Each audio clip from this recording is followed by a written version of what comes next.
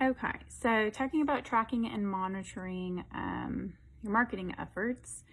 So, marketing efforts that you do for your practice is whatever you do free or paid for that you're trying to let people know about your services, what you do, who you are, and then trying to get them to be your client or for them to read your blogs or for them to refer to you.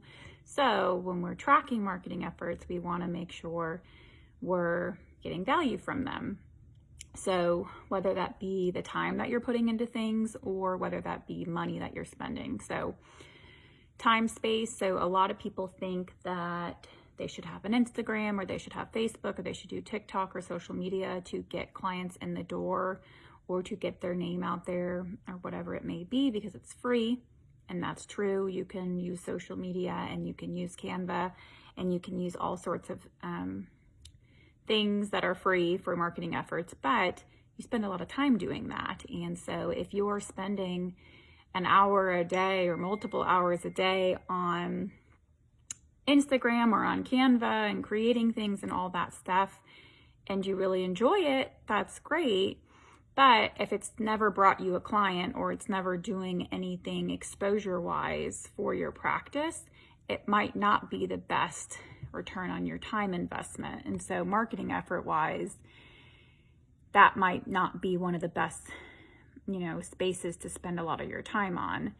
Maybe if you do directory listings as one of your marketing efforts and you're paying for Therapy Den and you're paying for Psychology Today and you're paying for Open Path and you're paying for X, Y, and Z other marketing directories, but you never get a call from Therapy Den and it's been 6 months, then you might want to evaluate, is that marketing effort worth the investment? And so one way that you can do that is just by taking note, but sometimes it's hard for us to remember all these things. So monitoring it, whether it's in an Excel sheet or and just some type of other note on your phone or whatever it is, to really see, are these expenses financially or time commitment wise really worth it, marketing effort wise? And thinking about it in that way. So I don't know exactly what Psych Today directory listing is, but let's say it's $30 a month. If you're getting one client a month from Psychology Today, that marketing effort's probably a good return on your investment because maybe that client's coming in once, maybe that client's coming in twice, and maybe that client's going to stay on your caseload for 6 months or a year or more. So the return on investment of expensing that $30 to get that client technically from Psychology Today, you're getting that paid back. Again, if you're paying that $30 every month and you haven't got clients in a month, 2 months, multiple months, it might be time to kind of reevaluate if that is worth it for you.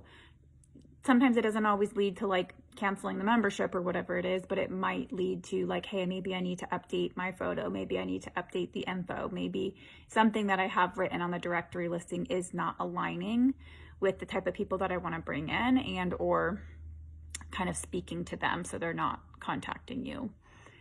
But tracking and monitoring marketing efforts is just really important because if not, if we're not really keeping track of them or monitoring them, we can find ourselves spinning our wheels and not really understanding why maybe people aren't calling us when we're trying so hard. We have our Instagram, we have our website, we have our directory listings, but nothing's happening.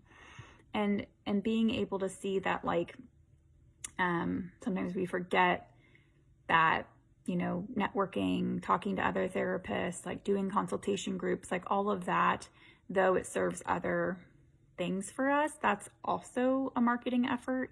And so maybe thinking okay, this time or the time and money that I'm spending on the current marketing efforts that I'm doing doesn't seem to be working. And whether that's just right now or has never, don't want to kind of throw the baby out with the bathwater for everything, but give yourself 6 months or a couple months to just kind of track things and see if it's working for you. And different things are going to work for you when you're growing your practice versus when you're full. So knowing that this is all flexible and that's some of the benefits again of tracking and monitoring what marketing efforts you're doing and then also what's working can help you when you're in a space of like, wow, weird, like all my clients just kind of like ghosted at the same time, or their services ended at the same time, and now I'm finding myself in a spot with 5 openings. Instead of getting to that scarcity space and freaking out like, oh my God, we don't have any money, blah, blah, blah, blah, we can go back to that marketing sheet and be like, oh, okay, last year when I was in a similar space, this is what worked. You know, making sure all my directory listings are up to date and say that I'm accepting new clients, making sure that I'm networking or going to consultation groups. Oh, I can see on my sheet that, you know, attending, I don't know, this networking event that I went to got me a client, or writing these blogs or giving a talk for whoever, you know, like just really being able to look back at like the data can help us from spiraling into that bit of scarcity space or imposter space. But yeah, biggest way that I do this is really just like tracking what I do.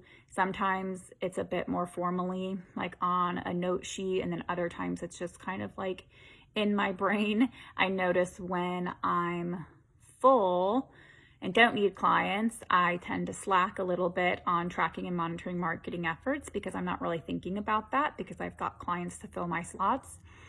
But I've tried to get a little bit better at that because, again, when I get to that space where I've got a couple open spots, I like to kind of go back to my sheet and be like, okay, yeah, this is what's working, or what has worked in the past, to kind of help me in that way. And then just bringing yourself back to that business mindset of, you know, splitting between the clinical and business aspects of your brain, and like thinking through owning your own business, is that we are bringing ourselves back to a good return on investment. So whether that's financially or time commitment wise.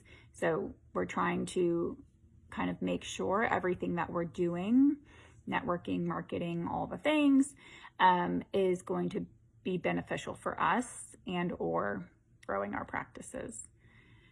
But yeah, I don't know, any questions, let me know. But yeah, that's kind of the gist, just trying to be intentional in our marketing efforts, so we're not kind of wasting our time doing things that actually aren't serving us or aren't bringing in clients or referrals or different opportunities. But okay.